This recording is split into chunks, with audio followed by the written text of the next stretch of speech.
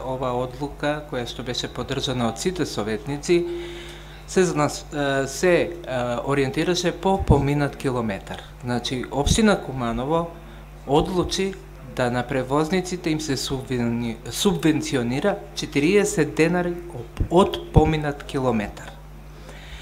Значи, одговорно тврдам дека сите тие возат во одобрени возни редови од страна на градоначалник, доколку има промена, се менуваат и истите се подпишуваат.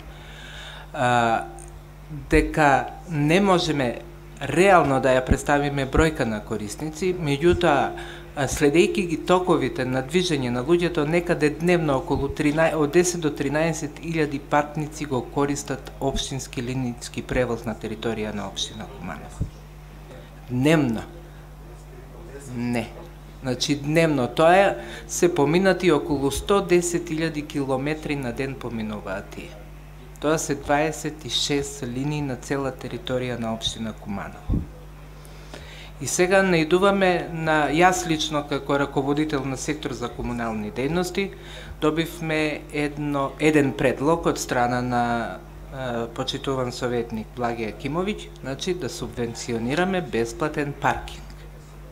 И сега не можеме да ја препознаеме идејата на вашата политичка опција, да кажеме, или како, дали сме да продолжиме со субвенција и да ја зголемиме на други полиња, или пак да се вратиме назад и само за ранливи категории, како што имаме предлог од почитуван Милен Доновски.